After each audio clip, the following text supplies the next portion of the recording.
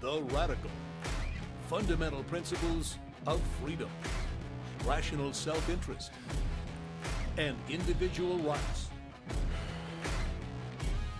This is the Yaron Brook Show. All right, everybody, welcome to Yaron Brook Show on this July 1st. It's July 1st. It's a new month. We're in the second half of the year, 2024. Heading, time just keeps on moving. All right, so a lot going on here, a lot happening today. It's Canada Day. I don't know if that really counts as a lot happening. Probably not. But I just wanted one quick comment. I did the show yesterday on Charlottesville. I have published the section. I think we've published the section on Charlottesville as its own video. So if any of you want to share that and just have fun with it, with the Trump mindlessness syndrome, go for it. Have fun with it and get it widely distributed. I am seeing the mindlessness syndrome all over the place. You can see it on Twitter in all the comments around. The level of disappointment in me. In good old me, where have these people been over the last 10 years? But people are horrifically disappointed in me that I could mindlessly repeat mainstream media talking points, which just suggests why don't I actually go listen to what he actually said, what Trump actually said in Charlottesville? People are commenting without watching the video, without listening to it, or they're listening to it and then invading on a massive scale everything that I say. It would be interesting if somebody actually presented an argument against what I said, but I'm not seeing any of that.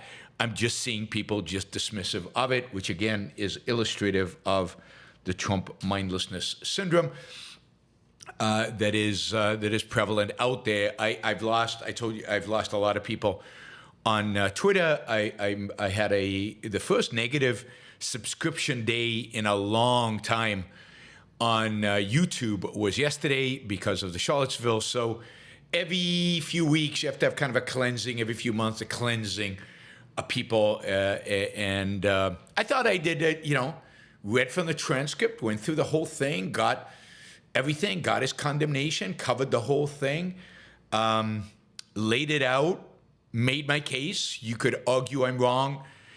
But the hysteria and the emotion and the panic and the ridicule just proves and shows and suggests that people don't even watch it. It's just, again, the TMS dominating people. All right.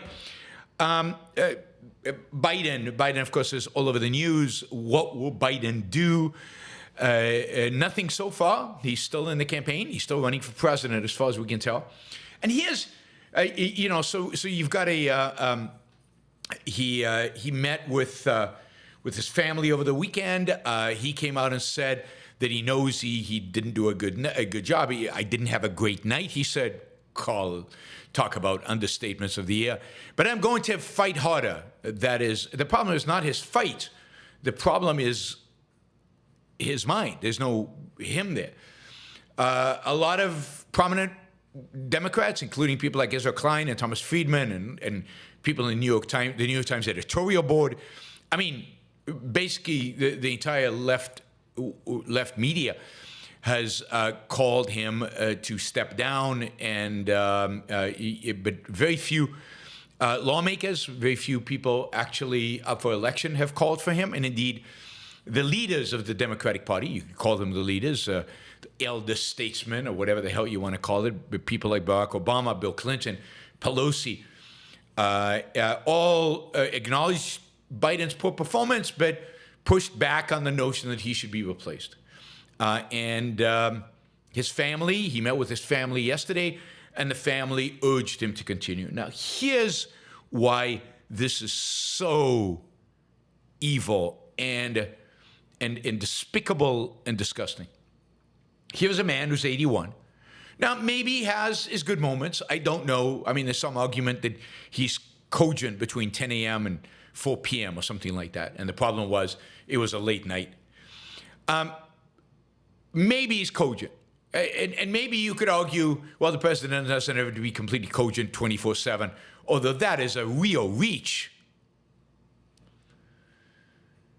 But we're talking about electing him for 4 years. And the biology here is very, very simple. And there is nobody who will challenge this biology. Biology is factual. There's no way around this. Every year from now on, Joe Biden's going to get worse. Every year. And it doesn't necessarily just go slowly. It goes pretty fast. An 81-year-old has, a certain probability of living to be 85, 86, which is not 100%. It's not even 90 or 80%. But then beyond that, given his mental state, given the obvious, perceptually obvious mental state that he has, he will deteriorate. We do not have a dementia reversing pill. We do not have anything that would cause him, to reverse course. He's going to get worse. And he's already really, really bad. You saw that during the debate. Now, at the same time as this is happening, the Democrats are also telling us, with some justification, that, Donald Trump is an existential threat to our system of government. Okay, so it's an emergency. We have to defeat Trump. There's no question about that. But we're gonna nominate an 81-year-old who's behind in the polls and who is clearly not with us. That's their strategy for avoiding an existential threat to the United States of America. I mean, they are dishonest. They are immoral. This is downright evil. If they truly believe it's an existential threat, the degree of political malfeasance, irresponsibility, malpractice here is stunning. And, so we will see, right? We will see.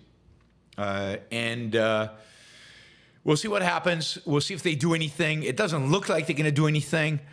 Members of Biden's family on Sunday blamed the staffers. They blamed the campaign team. They blamed everybody. But Joe Biden's fine. He's fine. He's functioning as president. He's okay. I mean, really, he should resign for the presidency. Really, the 25th Amendment should seriously be considered to be employed here. I mean, he is not there. And the evasion here is on a massive scale. And talk about putting the fate of America in jeopardy. This is it, right? So far, polls over the weekend did not show that the debate hurt Biden, which is just hard to believe, unless people just didn't watch it. It just didn't watch it. And so far it doesn't look like it hurt Biden. I'm sure it will. I'm sure it's going to. But he's not electable. And he won't get elected. He just won't get elected. The American people are not going to vote for this guy. There's just no way.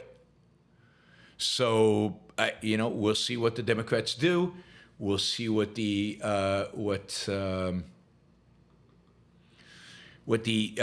who would like to see Trump defeated do, but it doesn't look like they're going to do anything that is actually effective in terms of Biden. All right, today was a big day for the Supreme Court, almost as, in a continuation of big days. Last week was pretty major and substantial, given that we did away with Chevron, which was pretty amazing. And today there were three rulings, all with big implications, significant implications for the future of this country, for the future of free speech, for the future of the presidency, and for the future of the regulatory state. So let's start with the one everybody's most talking about, and that is the immunity case, the one that relates to Trump immunity. Trump is by a 6-3 vote, conservatives versus liberals. Basically, the Supreme Court said that a president in his official capacity as president has broad immunity. Now, let me just say, I've not read the cases yet. I've read initial analysis of the cases. They just came out, so it could be that in the days to come, I will either read the cases or read, a deeper analysis of the cases and give you more analysis. This is my initial reaction to it. It might be wrong, but it is my first step at this, my first jab at this. Anyway, on the presidential immunity, there's by 6-3 again. That in their official capacity, in their official, what they do officially as president, presidents have wide immunity. And again, this was 6 conservatives signed up to this decision. But in capacities outside of their role of president, they do not have immunity, zero immunity. And they basically returned it to the lower court where the trial, Donald Trump's trial, is going to happen. They have not thrown the accusations against him out because the question here now becomes a question of fact. That is, the question is, did what he do around September 6th, did what he do in retaining the documents, the top secret documents, did what he do in these things constitute something that he did as a part of his role as president? And for example, they say, his discussions with the Attorney General about the validity of the elections, that's probably covered under immunity because he was talking about, as president, was this a fair election? Were things done right? Of course, he didn't get the answer he wanted from his Attorney General. But then were his phone calls to Georgia, was his telling the vice president to vote in a particular way, was his, calling the demonstrators to go down to the Capitol, was all of that part of his official duties as president? And here the court is saying that is a question of fact that the lower court is going to have to decide. So on the accusations that have been brought against Trump on January 6th, this is going to go to trial. On the documents, all of that happened after he was president, after he left the president, the obstruction of justice, all of that is after he was president. So all of that still holds.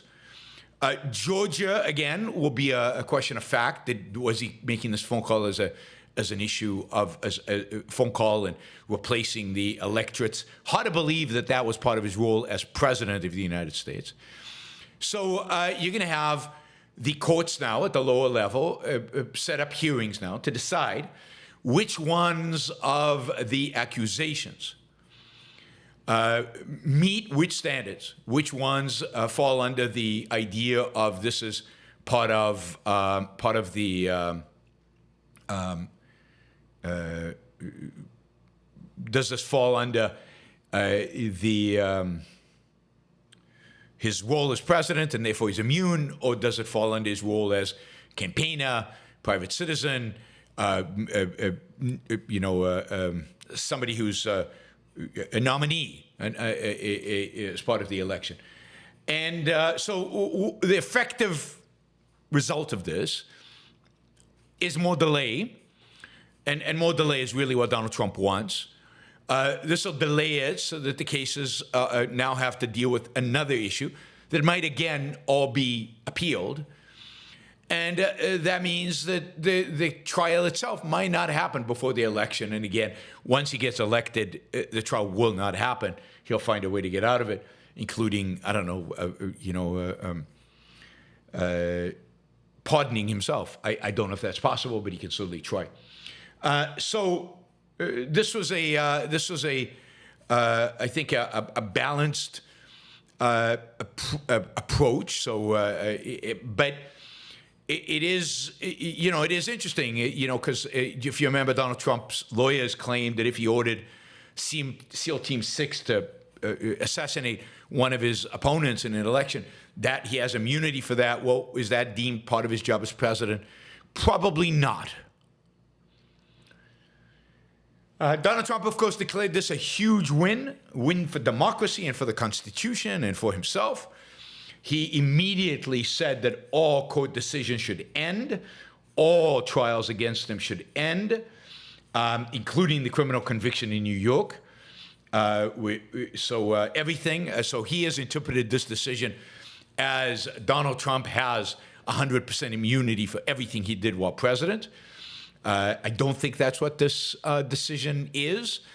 It is. I think it's probably the right decision. You don't go after a president for things he does as president. You do have immunity as the political leader, but you don't for everything else, any other actions you take while you are president of the United States. So the court probably ruled this right. What is really disappointing about this ruling is that it took them so long to do it. That is, that it came out so late that it is basically made it almost, this sounds like a ruling that they could have come to a month ago. It's not really understandable to me why they left it so late, but this has made it almost impossible for these lawsuits to continue, even though they should continue, because these are the ones where he's actually, I think, guilty and actually should go to jail for. And he will not, because these lawsuits cannot continue. It will take too long. It's going to take too long before anyway, we'll see how it all goes out. But again, good decision. Sad that it plays into Trump's hand the way that it does. It really shouldn't. All right, let's see. Two other decisions. One decision around the regulatory state. So there is a statute of limitations that shields federal regulations from lawsuits that challenge them. The statute limitations, is 7 years, I think. 6 years. So federal law goes into place, the regulations go into place, and business have 6 years to challenge the regulations, right? And this idea of a 6-year limit has been recognized by the courts. Well, here's the problem.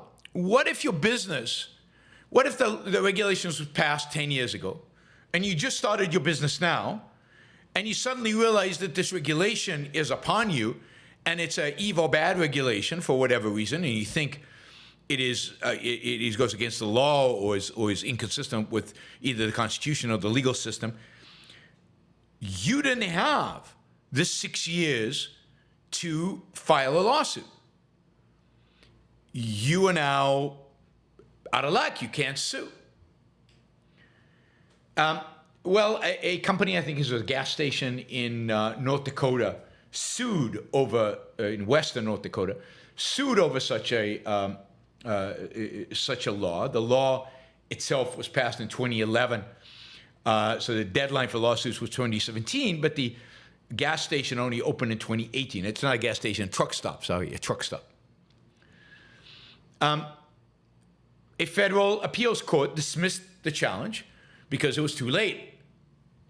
Well, the Supreme Court overruled this, again, by a 6-3 vote, I think, again, along conservative/liberal lines. And this really now opens up a lot of federal regulation to new lawsuits from new businesses entering into a particular business. it makes it possible to sue the government for a much longer period of time.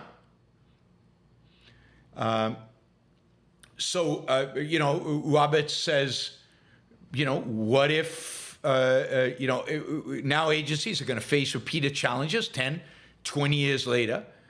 What do you do about that? And then, but on the other hand, you've got an individual, an entity that has been harmed by this regulation and by something the government is doing.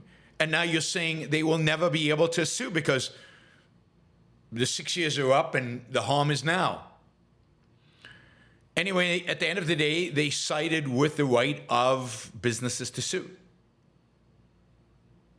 Providing, in a sense, an opportunity for businesses for their day in court. Now, this is the last of a series of rulings for this court that have gone over the last month, where they have basically weakened the regulatory state. Of course, the biggest weakening is Chevron, the overturning of Chevron, which we got that case on Friday.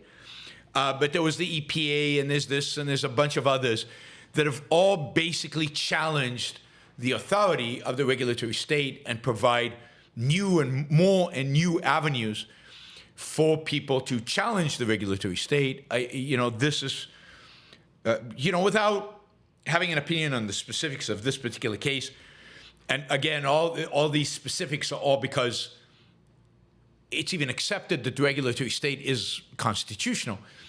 But it is anything that weakens the regulatory state, in my view, is good. Everything that challenges the authority of the alphabet agencies is good. We should be weakening all these agencies hopefully moving towards one day, of ruling these agencies as unconstitutional. They did disappoint. The Supreme Court did disappoint on the CFPB ruling. I wish they had ruled the CFPB's form of financing unconstitutional. That was the one regulatory issue that was disappointing. I think Judge Thomas was part of the majority against that. Gorsuch, I think, wanted to rule it unconstitutional. If they had ruled that unconstitutional, then they would have had a perfect session in terms of the regulatory state, or as good of a session as one can expect. So the ruling on the CFPB earlier in this term was really disappointing. But since then, and before then, the rulings on the regulatory state have been very, very positive. I might try to get one of our lawyers in to talk about this court and the rulings of this court, just to give an assessment, maybe from the Pacific Legal Foundation, and to discuss these issues. That would be interesting and a lot of fun. All right. Finally, another maybe disappointing, hard to really tell, disappointing decision by the court regarding the Florida and Texas social media laws and the First Amendment. I mean, I wish they had just ruled these laws as unconstitutional. Instead, they have returned these laws. They've returned the laws to their original state courts to look more carefully and in more detail at what aspects of these laws are violations of the First Amendment, which are not. I think this was pretty much a 9-0. The opinion was written by Elena Kagan. It seems like the court is leaning that generally Florida and Texas social media laws are a violation of the First Amendment, but they didn't rule it because they want to know some of the intricacies. There's clearly, and this was very good in the decision. It says clearly the person who makes the decision of what to keep on the social media platform, what to take off, has a First Amendment right to decide what to keep and what to take off. That's his First Amendment right. And at least they understand that much about the First Amendment. That's good. But then if this person builds an algorithm to determine what to keep and what not to keep, is that still him? Is the algorithm just executing his First Amendment, and therefore the algorithm, in a sense, still has a First Amendment right to choose what speech to keep and what speech to take off?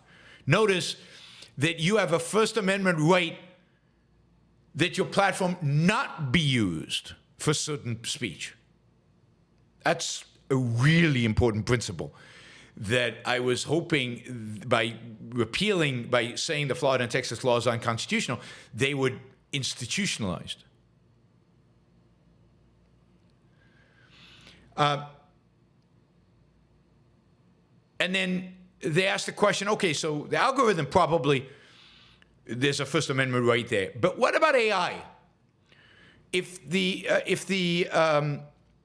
social media platform decides, trains an AI to make decisions about hate speech or about whatever they decide on what to take off and what to keep, does the AI have a First Amendment right?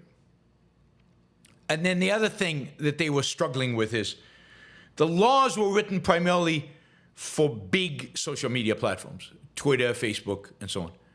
What about the smaller social media platforms? What about other platforms that involve speech?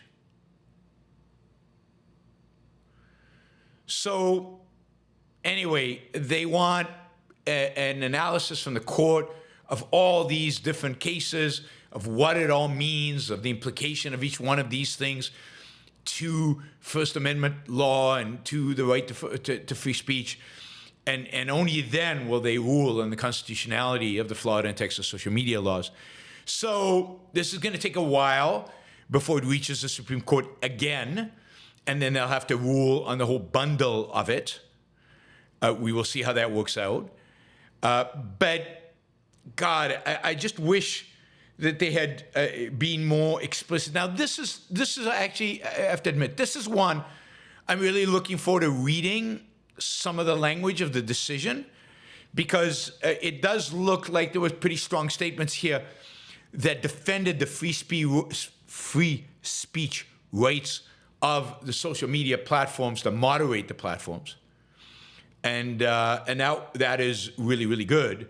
So once we read the statements, it will be more useful. But yes, instead of just saying these are unconstitutional violation of free speech, which they clearly unequivocally are, the court punted with no opposition really. The court punted and left it for another day to decide.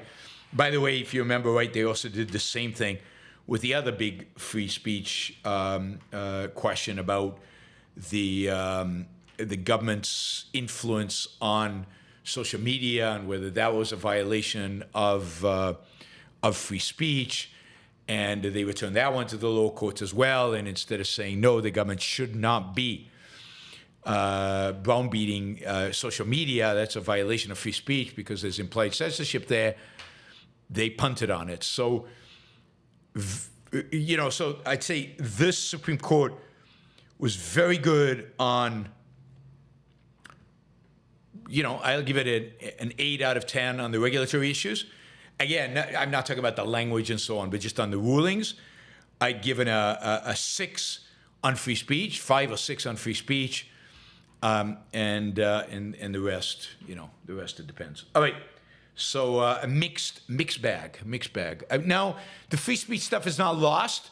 We could still see something positive come out of it, depending on how the lower courts now rule, given the guidance provided to them by the Supreme Court, and depending on how that weaves its way through the court system. So there's very much still, it's still open in terms of that. So Jason Rines and Adam Mossoff went at it on Twitter. I didn't see that. Who was on what side? I assume Adam was against Chevron and Jason was defending Chevron. Interesting. All right. It sounds like I'm on Adam's side if that's the case. I have no idea. But it's hard to go up against Jason. He's super smart. So doesn't mean he's right. Okay. Let's see. Let's delete all this stuff. All right. Elections in France. Yes, we got the results. First round results are basically in. And the far right, as we expected, the Marie Le Pen's party has won a significant number. Certainly, they won a significant number of the votes. They won about a third of the votes, or 33%. They were followed by the leftist coalition, which includes far leftists to center leftists, who won 28% of the vote, but they hate each other's guts and they don't get along. And Macron's political party, that won 20% of the vote. But really, that is not that significant. What really matters is, because this is like the House of Representatives, it's districts, right? And the first round, anybody who wins above 50% is in. So a few dozen candidates actually won at least 50% and they're in. But now the races are on the remaining, and there can be the 2 or 3 candidates. And what is probably going on is in districts where there are 3 candidates, the Macron party and the leftist party are teaming up together. And what is happening is one of the 2 is dropping out on the basis of who they think can beat the Rassemblement National, which is Marie Le Pen's political party, who can beat the RN. So that will determine which candidate runs against the RN candidate. So they're making an effort. And the real focus right now is for the left and Macron's party to prevent the right from getting a straight majority, 51%.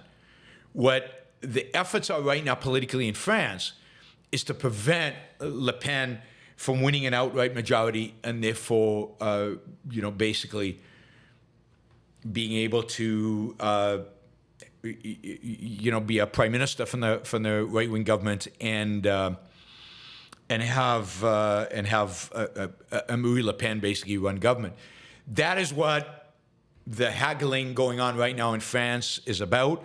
It's about aligning in a way that will basically, prevent a right-wing government from forming. The turnout at the election was very high. It's hard to tell whether the turnout was very high because the National Front, the right-wing government, the right-wing political party, inspired people to come out and vote, or I think what is more likely, look, France is a pretty left-wing place, and it could very well be that people were inspired to come out to vote in order to defeat the National Front. I think National Front, something like that, and to bolster the success of the left. Anyway, 66 to 33 to 28 to 20, with the old kind of Le Républicains, that is an alliance that is not in alliance with the far right. So the Le Républicains is a center-right political party. Center-right. It's old conservatives.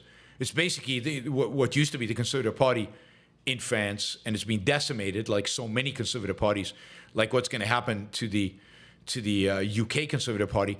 They only got 6.7% of the vote. So now the question is, who governs France? Now, if the National Front gets 51%, they will govern France. They will form a government.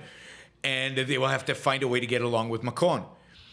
If they do not, then the question is, can Macron and the left, will they have enough members and can they form a government? But it's very unlikely that they can form a government given how the big disagreements between Macron's party and even within the left, the center left, which probably go with Macron, and the far left, which will have nothing to do with him. So, national rally, okay. Rassemblement. What does that mean? What's rassemblement in English? How do you translate rassemblement? I think you're probably right. I think it's probably rally. Can they get 51%? And can they form a coalition then with the few Les Républicains if they get any seats in the parliament? Not clear that they will. But if they can't form a government, what happens then? Well, then, theoretically, the National Rally can form a government, a minority government. But then that government can be voted out by the parliament at any point in time. So they don't want to do that. The other option is to have a technocratic government, a government that is apolitical, a government of, quote, experts, and, quote, apolitical, because there's no such thing as a government that's apolitical. All governments, by definition, are political. So, and in that case, they would have to find a way to govern. They would do nothing strategic or long-term. They would just allow the government to function on a day-to-day basis. That would be a real cop-out, but this is kind of what Macron has done, given he called for the snap election. Now, so we are a week away from knowing how much the National Rally, how many seats it can actually win in the second round. It will almost certainly be the largest political party in France, almost certainly. But depending on who aligns with whom, it'll be interesting to see what actually happens. Francois Hollande, the former president of France, he won his district. So he is, I think, he came in first place. I think he still has to run in a runoff. But he came out and said, we have an urgent duty to make sure the extreme right does not get a majority in the National Assembly. I think a lot of French will rally around that call. And he called on third place candidates to drop out of the race. So it's basically the National Alliance versus the whoever the second place candidate in, and then they're going to encourage everybody from Macron's party and from the left, the Popular Front, which is the leftist party, to vote against the right, to vote for the candidate against the right. This is like Scott, the Big Tent strategy. Anything but the left. We just have to beat the left. Well, here it's the opposite. Here it's anything but the right. We just have to beat the right. And they're forming a big coalition in order to try to do that. So that is where we are.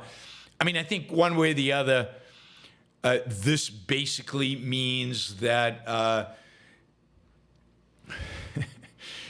France is a mess. As messy as France always is, as messy as France has been, France is a mess, and it's going to be a bigger mess going into the future. So, how all this gets resolved, how it all plays out, hard to tell. But nothing. I don't think anything good is going to come of this. And I think Macron has basically annihilated his presidency. I mean, this is now a dead end for him. He won't be able to do anything substantial. A lot of the things that he'd like to do, he probably will not be able to do. He could have kept the government he had, in spite of it being unpopular, and could have rammed through the things that he wanted to ram through to the extent that he could have, and moved on. But instead, he decided to take it to the voters, and the voters have basically slapped him in the face. All right, quick reminder. We do have a goal for every hour of the show, which is $250. We are currently about $150 short of that goal, so please consider supporting the show with a sticker or with a question. And you can ask a question, and I answer all questions. You can make a comment in the super chat. I read out all comments, as even the ones I disagree with, and You can do that. We have zero $20 or more questions, period. We just have zero of them. I don't know that we've gone 40 minutes on the show with that few $20 questions. So please consider supporting the show, making sure that we keep, this is the first day of July. We want to start on a high note. Remember, this is a listener-supported show. Doesn't exist without the support I get from you guys. So please consider some $20+ questions to get us to our target. All right, let's see. That is the French elections. I think we covered everything I wanted to say about that. All right, quickly about the situation in Israel. There is a lot of talk now about basically the main phase of the Israeli military operation in Gaza ending. That what the military is going to do, and next is what is being debated. Obviously, Israel will have to continue cleaning up Hamas operatives, killing them, both political, police, and military operatives, denying Hamas the ability to govern the Gaza Strip, and denying them any military capabilities, and denying them, of course, any kind of offensive operations against Israel, while at the same time, I guess, providing humanitarian aid and not letting the Gaza Strip devolve into some kind of violent anarchy, which the world will blame on Israel. So the question is, what happens now, right? And there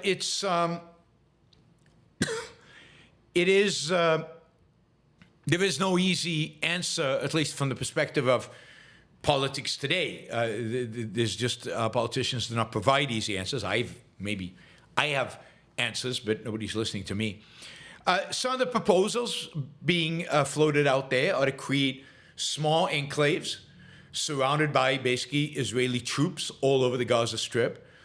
Assign a local authority to govern, maybe one of the tribal leaders within. They have mini tribes within the big tribe that is the Palestinians that are unaffiliated with Hamas. And Israel would then take responsibility of going in and destroying whenever Hamas pokes his head out of the ground, going in and destroying their capabilities to do so. So it becomes then much more limited operations, more special forces, maybe ground troops with tanks, but in destruction out.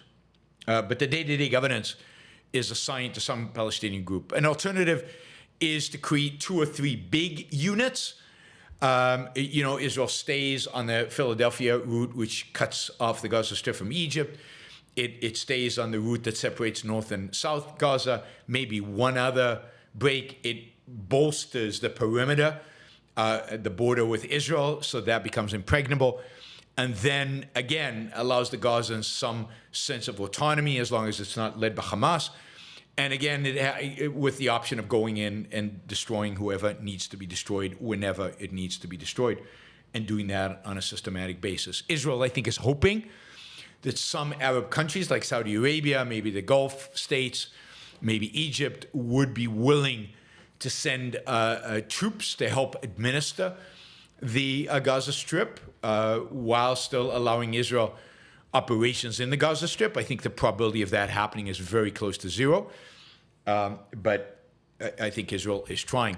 Anyway, right now there is no Philadelphia, not Philadelphia. Thank you, Ben 13. Philadelphia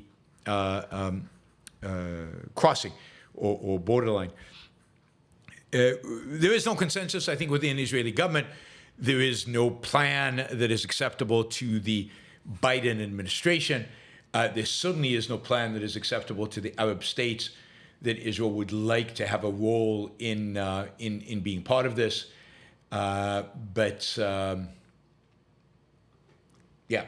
So it's very hard to tell, where this goes and how it develops. But it does seem like Israel is eager to kind of move some of the tank divisions and other fighting divisions from Gaza north to the Syrian border to prepare for a strike against Hezbollah in the north. So we will see when and if that happens. But that seems to be the direction Israel is moving towards, to be able to move those troops north.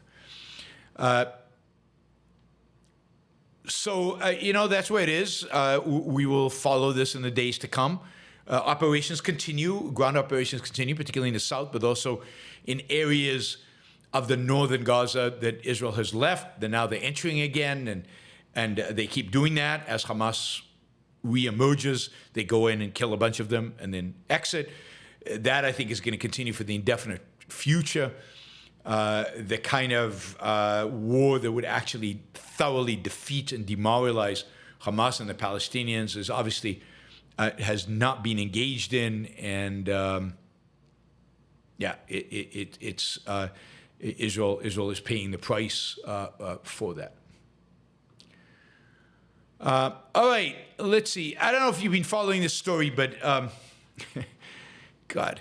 So NASA used the Boeing starliner spacecraft to take a couple of astronauts to the International Space Station, a few weeks ago.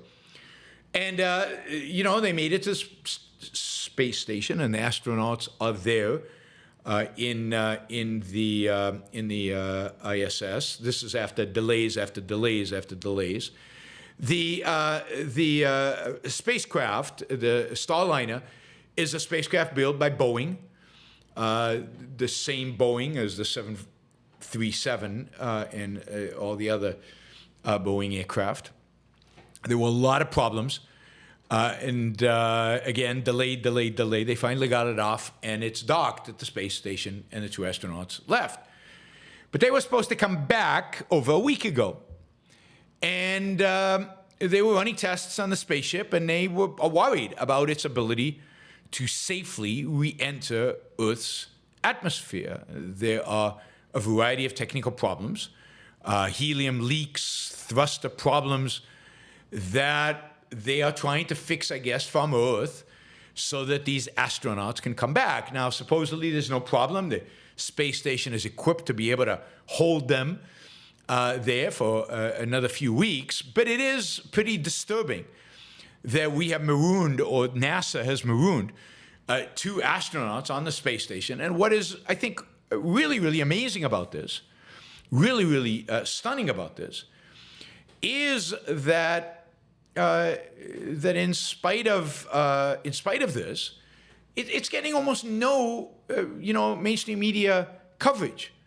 That is the failure of NASA here, the irresponsibility, and beyond that, the failure of Boeing, particularly in compared with the overwhelming success of SpaceX, is just, there's no coverage of it. Now imagine if this happened to SpaceX. Imagine if SpaceX had launched something and it had docked and there were problems and the astronauts couldn't come back. This would be front page coverage, and ridiculing Elon Musk and ridiculing SpaceX would never end. We are so easy to criticize private business, but government and its cronies, and I would include Boeing here as a crony of government, no, we are not going to criticize them at all. We're going to keep it as is. We're going to, not mention it, not make a big deal out of it, and keep it as is. So,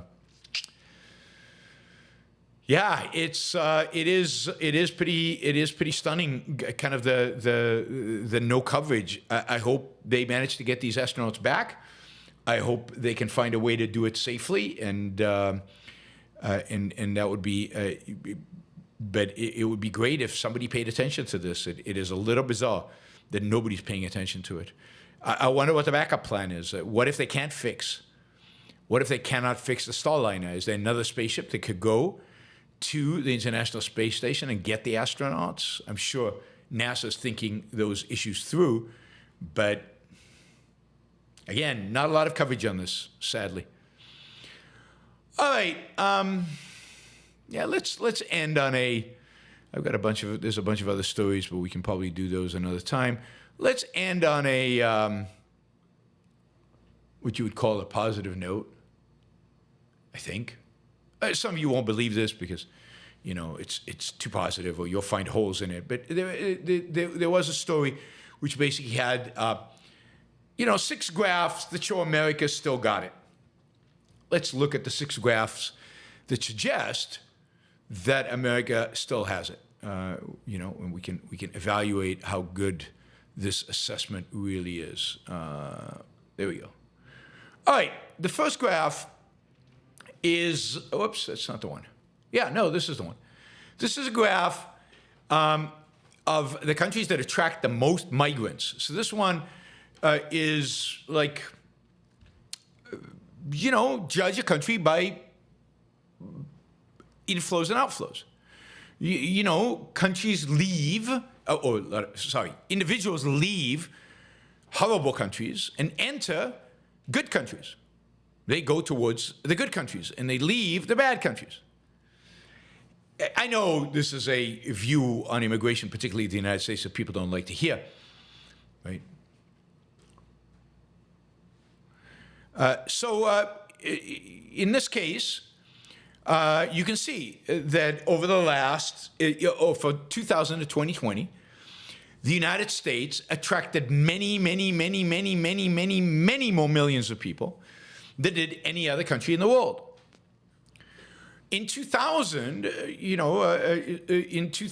it was the U.S., then Russia.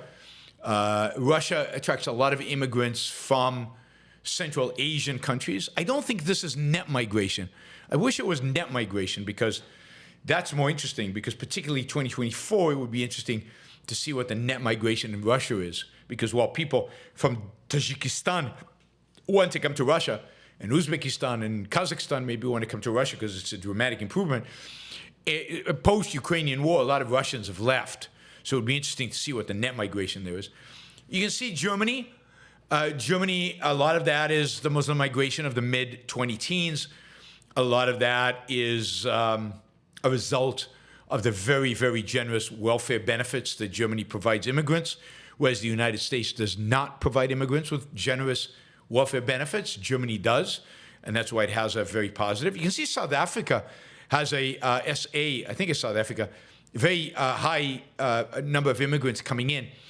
And that is because as bad as South Africa's economy is, as bad as the politics in South Africa and corrupt as South Africa is, it's better than the rest of Africa, or much of the rest of Africa. And therefore, what you get is migration, much of it illegal, of people crossing the border from Zimbabwe and Zambia and Mozambique and lots of other countries to the north of South Africa, from sub-Saharan Africa, coming to South Africa, because as bad as things are in there, it's worse in the countries that they come to. Interesting here, for example, Canada, is like at the bottom of this list for 2020. In 2000, it was a little higher on the list. I think Canada would be higher today, given the unbelievable numbers of immigrants coming in. Also, Canada would be very high on the list if you measured it as a percentage of population. Percentage of population. Oh, SA is Saudi Arabia, not South Africa. Saudi Arabia. Well, Saudi Arabia, again, it's in comparison. Saudi Arabia, interesting. It's the Saudi Arabian flag. I think you're right. You're right. It's Saudi Arabia. I didn't look closely at the flag. In Saudi Arabia, the reason is, again, comparison to the rest of the, they probably bring in a lot of migrants right now to build the new city, to invest in everything else. So United States still leads the world in terms of net migration, which suggests people still want to come here to work, to live. All right, stock market. This is total market capitalization as of February 2024. You can see the United States just dwarfs everybody else. It's not even close. Indeed, 7 U.S. companies on the stock market have a market cap, or had a market cap in February, that is larger than China's. Larger than China's total market capitalization. Yes, I got it. It's Saudi Arabia. I got it. People are behind. more than all of China. Double the whole of Japan. Just 7 companies. That's pretty amazing. That's pretty amazing, and suggests kind of the continued dominance, if you will, of the American financial markets, the American stock markets. Now, this one is more dubious, right? Because these are top universities in the world, and these are the rankings as of 2023. And you can see the American flag all over the place here. It's everywhere. It's whoops, what did I do there? No, I didn't want to do that. I did not want to do that. Where did the thing go? Oh, it opened a new window. Sorry. Let's go backwards. All right. So you basically got mostly Americans, a couple of Chinese, 3 Chinese universities. You may be a German, a Swiss, and a Canadian university, and then 3, 4, 5 British universities. But America dominates the top 50 universities in the world by big margins in terms of just the number and the ranking. Now, this could very well represent how bad they are. Entrepreneurship. Oops, there we go. Entrepreneurship. United States is number 1 by far in the world in terms of people want to start businesses. People want to start businesses in America more than they do in any other country. I'm surprised to see Germany and Japan as number 2 and number 3. Again, I don't think this is adjusted for population, but this is great. I'm surprised to see Germany and Japan, which are relatively conservative, more employment-based, less entrepreneurial-based places.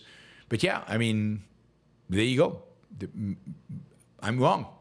Japan and Germany are 3 and 2.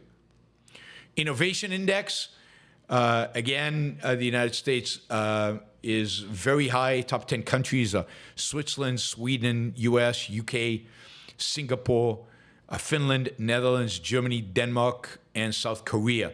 So you can see all of them in what you would consider the West, and the US still holding on to a top 5 position in terms of innovation.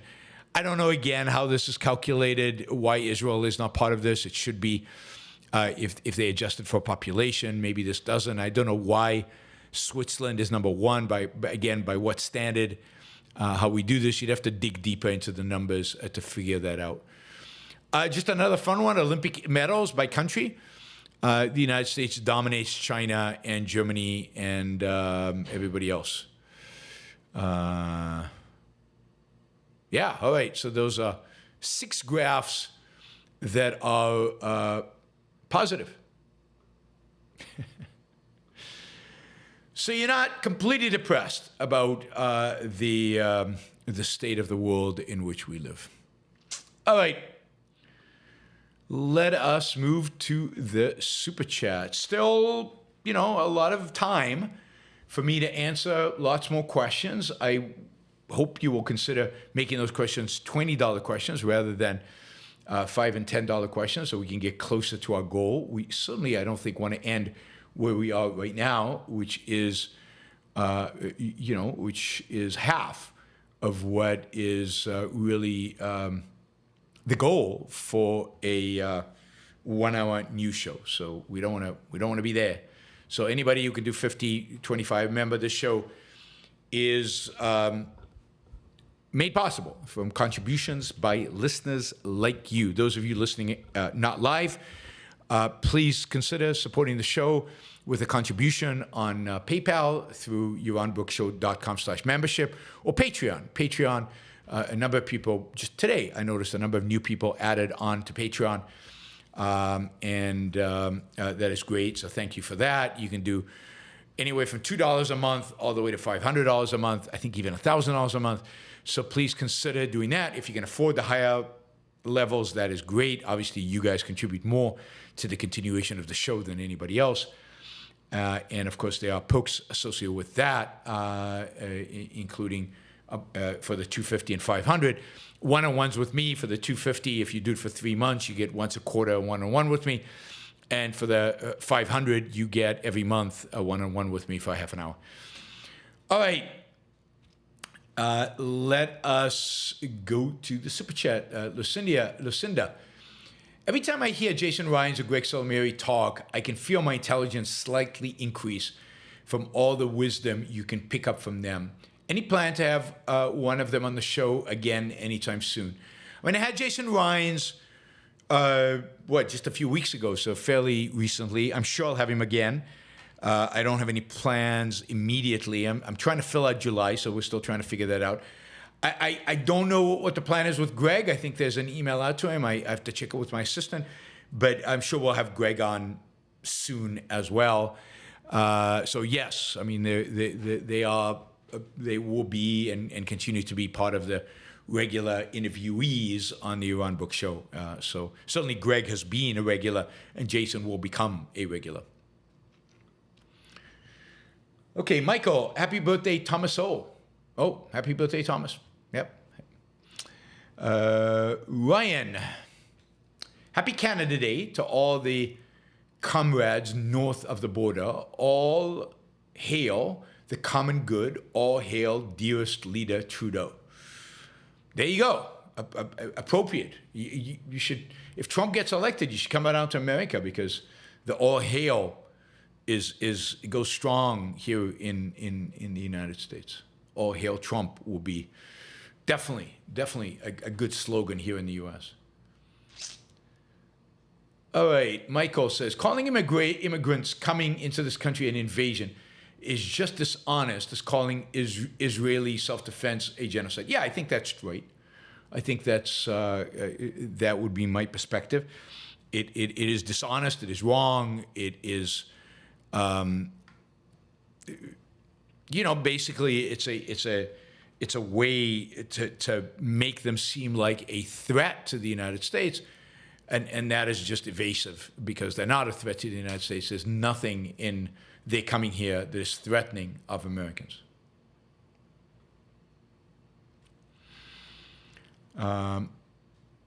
Let's see. Oh, Robert with $20. Thanks for the data. I've been saying it for years on my podcast and all the socials that despite everything, the U.S. remains the best country in the world. And despite everything, it's getting better all the time. Yeah, in most things. Yes, I think it's still the best in the world. I'm not sure that says much, but it is getting better. It's very slowly. In many things, just in many things, it's not, and that is a shame when it should and could be doing so much better. We know what the potential is. We know what's possible. All right, Michael, do your relatives in Israel listen to your show? Are some outraged at your egoism? My relatives in Israel do not usually listen to my show. If you remember, maybe you don't remember, but a few weeks ago when there was the Iranian attack on Israel, my sister, who was in her safe room, because they were under sirens, and she was listening to the show. It was very late at night, early morning in Israel, and she was listening to the show while I was giving it. But I certainly don't think my relatives are regular listeners. I know my parents are not. The only one who maybe listens once in a while is my sister, my youngest sister. She's 14 years younger than me. And she was listening to that show and actually in the chat giving me information about what was going on as she was hearing it on the Israeli radio or when the sirens were going on or off as things were happening. But generally, my relatives do not share my philosophy or my politics. Although they have moved closer to my views on Israel and the Palestinians, I'd say, over the last 20 years, gradually, as my predictions unfortunately keep coming true, they move in my direction. Philosophy at work with a coded message to Americans. Capitalism may be great for those who like prosperity and peace, but what about the war? Michael, how do you see the country surviving an objectivist movement functioning under another 4 years of Trump? I mean, I think it very much depends. It really depends on. It really much depends on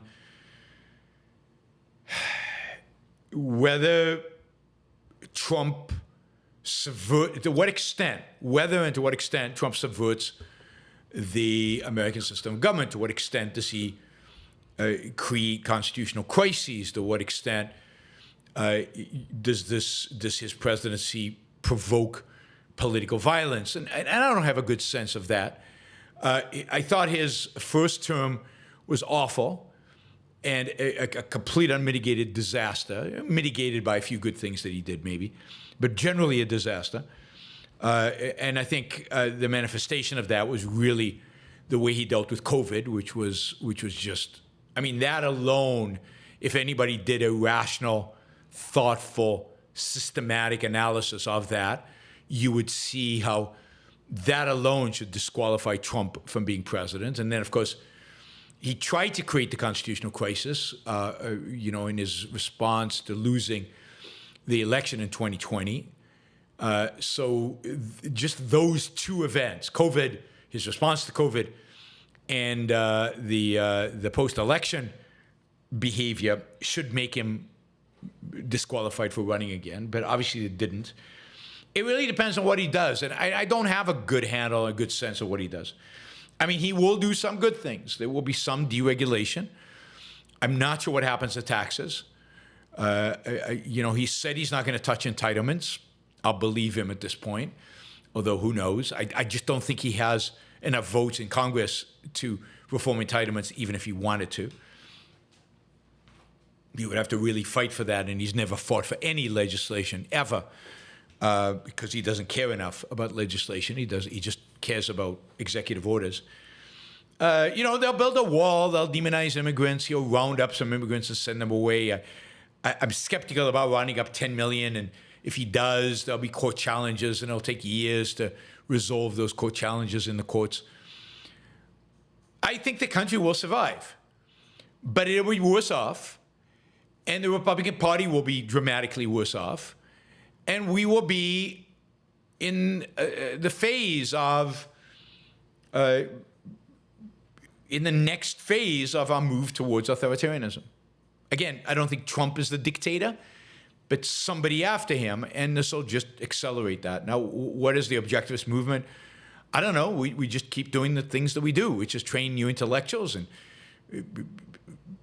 make our voice heard in the culture and try to have an influence and speak loudly and stick to our guns and criticize Trump and criticize everybody affiliated with Trump or affiliated with his attitude, and pick our fights on these issues in a significant way. We will continue to do what we do. I don't know if it helps the movement grow. Maybe it does. Maybe it grows healthier when Trump is president than when he's not. I don't know. But we'll just keep doing the things that we do and hope to attract even more people. David, thank you, David. Would you support a mandatory paid time off program for American workers? I know the workers that get zero vacation time and risk losing their jobs, even if they take time off without pay. I know many workers that get zero vacation time and risk losing their jobs, even if they take off without pay. No, I definitely do not support mandatory paid time off programs. I mean, I don't support any mandatory anything that the government imposes on business. This should be voluntary. If the worker does get literally zero vacation, they should look for a different job, because that's not the standard in America. It might be because they're illegal, or it might be because, I don't know, they're not a good worker. I don't know. If they're good at what they do, why can't they find another job? It seems that would be the solution to their predicament. There are plenty of alternatives to a job like that. But no, I want the market to work. I want elimination of almost all, probably all, of the various regulations on labor that exist in the United States, so that there is a real marketplace, so that employees can negotiate. They can also form unions. They can do what it takes to negotiate with management and get the best terms that they can. for their work. It's none of the government's business. The government is not there to protect people from other people who they're engaged in voluntarily. They're there to protect from other people only when force and coercion are used. But nobody is coercing you to be in one particular job. You can leave that job. You can go and find another job. So nobody's coercing you to stay in your job. So the government has no business intervening where there's no coercion going on, where there's no rights violation going on. Thank you, David. Bree, is a suffering and economic collapse the only path to free economy that is like Millet? If it is, are we better than the communists who openly call for collapse to achieve their agendas? Well, I mean, if it was a sure thing that collapse would bring about our success, then I would call for collapse. But there's zero reason to believe that that is the case. The collapse of the Weimar Republic led to Hitler. You know, the collapse of the government that replaced the Tsar in Russia led to the communists ultimately, led to the USSR. The collapse of Rome led to a Dark Ages. So there's nothing that necessitates or even suggests a high probability that the collapse will lead to freedom. Collapse can often lead to people being attracted to a authoritarian figure who promises them redemption and promises them to get them out of whatever predicament they're in. I think Millet is a unique phenomenon. He's a unique phenomenon partially because Argentina had collapsed, but also because he had been very visible in the media for 10 years, also because he is a character, also because the Argentinians have already tried authoritarianism, and that obviously didn't work for them. It only led to greater poverty. They know that. There was no charismatic authoritarian to combat him, and he won, but there's no guarantee, there's no even high probability that you could replicate Millet anywhere else in the world. I hope you can. We will see, particularly if he's successful. But it certainly it's not guaranteed, and I wouldn't want to see societies collapse in order to try to test the theory. Michael, you noticed during the debate, Trump didn't make a very pro-Israel stance at all. He's worried about offending the anti-Semitic conspiracy theorists in the base. Yeah, I mean, he did say, let Israel finish the job. That was maybe his best line of the evening. But yes, he didn't dwell on it. He didn't make a pro-Israel. He certainly didn't make an anti-Hamas case. He didn't make a big case about the evil of Hamas, and he didn't make a case at all about how he would resolve the issue other than it would have never happened if he was president, which is completely random and arbitrary. But yes, he has to be careful, just like at Charlottesville, not to offend those people within his base who are anti-Israeli, anti-Semitic, Candace Owen, Tucker Carlson, those people. He has to make sure he doesn't offend the people who admire them, So that is a challenge he has. Lucinda, my cat Josie is sleeping in my room right now. She's very cute and very fluffy and soft. Anyways, here's $10 for all the great work you do, Yaron. All right, cool. Say hi to your cat. Mike, thank you for the sticker. By the way, 124 people are watching right now. You guys can do a sticker. John also did a sticker. Thank you, John. And Stephen did a sticker. Thank you, Stephen. You can do a sticker and support the show. John did a sticker way back at the beginning of the show. To help support the show, you don't have to ask a question. It's a great way to be supportive of the Yaron Brook Show is to use the Super Chat feature without asking a question. Just show support, value for value, a sticker. So please consider doing that in the final 5 to 10 minutes that the show is going on, or at least if I don't get any more questions, it might be even less than 5. We'll see. So yeah, $2, $1. Sometimes we have a string of $1.99s, but if you add those up, if you get 100 people doing $1.99, that's pretty good. That is real money. All right, Maraben's philosophy at work. Tuki Kayat, is he a Tuki or is he a Kayat? He's a Kayat. All right, I have no. I'm left speechless. Ryan, thank you for the sticker. Really appreciate it. $10 sticker. God, if we could get just 10, 20, $10 stickers, that would be amazing. We got one from Mike. We got one from Ryan. We got some other ones. Please consider. Frank, can you say again why workers do not create wealth? Did I say workers do not create wealth? I mean, workers create some wealth, but they create a lot less wealth than the entrepreneur or the businessman or the middle manager. That is, most of the value creation in a business is created by the mind. The actual physical labor necessary is not where the added value, the significant added value is made. The significant added value is made in the idea, in the organization to make it happen, in the supply chain, in the, just the way a business is structured to make production possible, in the capital that had to be invested to hire the employees and to get the machinery and to get it all rolling. So that is where the most of the added value is created. That is where most of the wealth is created. The labor is the least creative. It's the simplest, the easiest, the most replaceable, and therefore the one that bears has the lowest margin of wealth creation. Lucinda, could you show off your bookshelf close up sometime?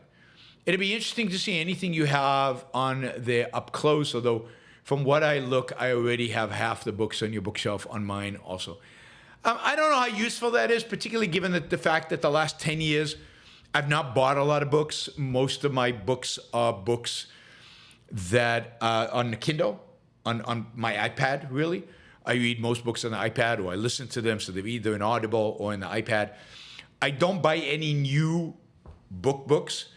So the bookshelf, you're seeing a lot of books that are Ayn Rand books, and then there's a bunch of books, things like in logic and history of philosophy and things like that are one of a kind and don't really exist in a Kindle. And then a lot of my older books that I didn't want to trash. I gave away hundreds of books when I moved to Puerto Rico. We did so many rounds to the local Goodwill, handing them boxes of books, which they didn't want. They didn't like, they didn't appreciate at all. Every time they saw me coming, they would like, oh my God, heavy boxes of books, we don't want that. And they would just dump all the books into, my heart went out. It was really painful to watch as they were treating these books just by dumping them all into one big container of books. And who knows what they do with them. Recycle them. I don't know what they do with them. It was sad. It was sad. Richard, Bill Maher said something I like. Quote, Hamas wants to destroy Israel, but can't. Israel can destroy the Palestinians, but won't. Can Israel destroy Hamas without destroying Palestine? Well, what does it mean to destroy Palestine? It can't destroy Hamas without inflicting a lot of pain on the Palestinian people. The United States destroyed Japan, even though it didn't kill every Japanese person and destroyed the Japanese, it destroyed Japan. In that sense, Israel needs to destroy the Palestinians. It needs to find a way, whatever way that is, to destroy the will of the Palestinians to fight. That is the key. How do you destroy the will of the Palestinians to fight? They have to surrender in a meaningful sense. They have to surrender. And you can see Hamas has not surrendered. The Palestinians have not surrendered. And therefore, the war should not be over until they are surrendered. Paul, $50. Thank you, Paul. Really appreciate that. I think the creation of a physical point monument, like the one being developed in Austin, is essential. Has a statue of Rand being commissioned. We have a statue of Rand, a portrait of Rand that Sandra Shaw made that is in the lobby of the Ayn Rand Institute today. I'm sure that will be there as well. But I don't think we want a statue of Ayn Rand as the centerpiece of the place. I would much rather have a statue of Atlas, something representing her book, representing her ideology, rather than, I want to make sure that it doesn't become solely about her. What's important is her ideas. And I think we have to be careful of the image of a cultish image. And I think having a big life-size sculpture of Ayn Rand or something like that leads people in that direction, justified or not. But I do think an atlas would be nice. As I said, there is a bust of Ayn Rand. It's not my favorite, but there is a bust of Ayn Rand. And there are some drawings of Ayn Rand. I have in my office, I have 2 drawings of Ayn Rand. There are drawings of Ayn Rand, and so art portraying Ayn Rand would be displayed, but I think the main sculpture should be of Atlas, I think. Jacob, 1, seems very possible eventually there won't be any jobs that can't be done by robots, AI. I don't think that's possible. I think, I don't think that'll happen. I don't see any reason to believe it'll happen. AI is not human, and there's a lot of things that AI won't be able to do, can't do for a long, long time. As time develops, we as human beings develop, we change. AI, it's not clear AI will be deemed separate from human beings. AI will be one tool human beings use to shape nature, but somebody has to make the choice. Somebody has to use free will to actually make choices out there in the world, and that will be a role that is left to human beings. I don't think creativity is something you can export, and there's a lot of things you cannot. Just an emotional human touch, you cannot replace AI with, and I just don't see it. I don't see how it happens. 2, will there be an economic growth after population declines? Yes. Economic growth continues because economic growth is fundamentally GDP per capita. What matters is your personal wealth. And there's no reason that can't. As long as productivity increases, wealth will increase. So it really is an issue of productivity increases, and AI just increases productivity. So as populations decline, if productivity increases, then maybe the economy as a whole doesn't grow for some reason because productivity is not increasing quite as fast to compensate for the decline in population. But your wages will go up, so your GDP, your wealth, your income will go up. And I think population decline is overrated. I think these trends can change pretty quickly. Again, I think it's a symptom, not a cause. It's a symptom of the mixed economy. It's a symptom of the lack of purpose and meaning in people's lives. It's a symptom of pessimism and declining optimism and confidence in the future. And I think that if we actually move towards a free economy, towards a more individualistic world, I actually think birth rates would increase. Not dramatically, but enough that we wouldn't be worried about population declines.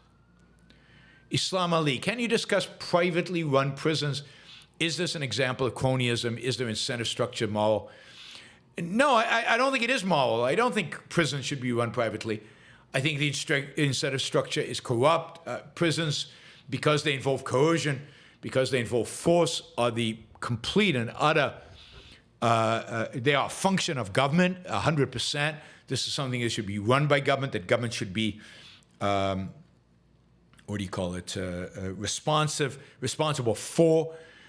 It's force, it's coercion. You don't privatize that. I don't believe in private armies. I don't believe in that the government should hire private defense agencies or private contractors to fight wars overseas. I think only soldiers should fight wars on behalf of the United States, and I don't think the government should hire private businesses to run its prisons. I think that is perverse. Again, coercion is a function of government, and particularly coercion, institutionalized coercion, which is the jail system, should be by the government. Prisons are not a profit center. Prisons are not built for profit. Indeed, I'm not sure prisoners should work beyond maybe some menial labor to earn a bit of their living. But the problem is, if you have them doing industry, then now you're competing with private industry. You're competing with the private sector. And government should not be running businesses, whether they're in prisons, outside of prisons. So, yeah, I mean, the prison system would be completely different under a rational government.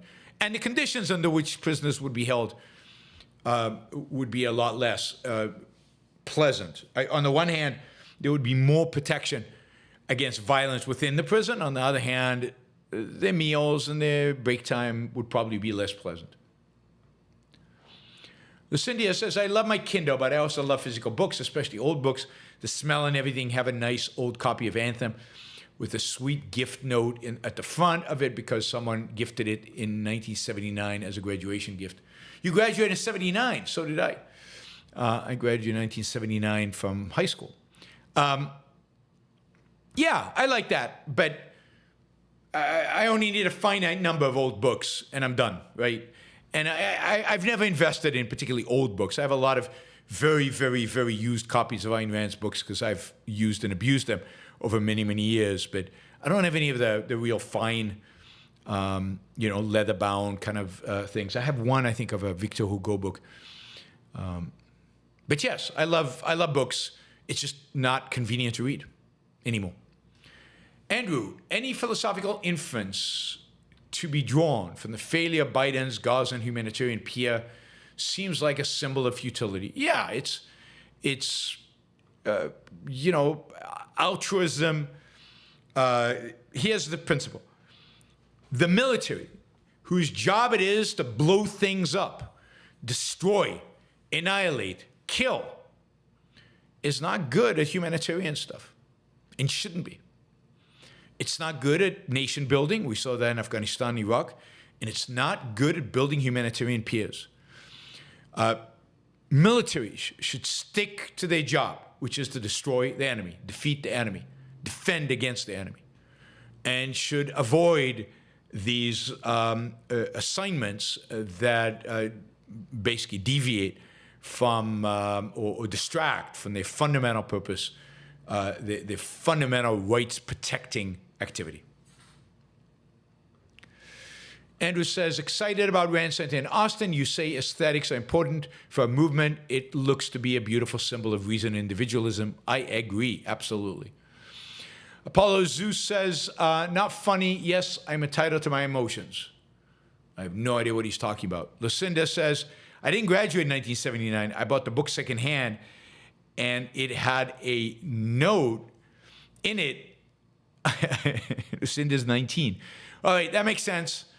It had a note in it of somebody who graduated in 1979, like me, old guy like me. So Lucinda's 19, cool, and good to know. Sorry about that. All right. Thank you to all the super chatters. Really, really appreciate it. Thank you to all the people who did stickers. Don't forget, you too can support the show by going to Patreon, patreon.com, and just searching Yaron Brook Show, and you become a monthly supporter. Really, really value those. It gives predictability. The show is supported through contributions by listeners like you. I appreciate that. Thank you to all the contributors. I will see you all tomorrow. Tomorrow, the show is at 3 p.m. East Coast time. A slight change for internal Yaron Brook family reasons. No show tonight. No show tonight. And Lucinda adds, the note said to Marie, for teaching me the importance of learning. I'll reread that. To Marie, for teaching me the importance of learning, I am valid and don't have to put up with a bullshit. Love, Claire. That is great. That's Anthem. That's in the inside of Anthem. Good for Marie and good for Claire and good for Lucinda. Thank you. Lucinda's become a major contributor to the Yaron Brook Show over the last... Once she figured out how to do Super Chat, she has taken off. And I very much appreciate that. Thank you. All right, guys. Guys and gals, I will see you all tomorrow, 3 p.m. East Coast time. Have a great rest of your Monday. Bye, everybody.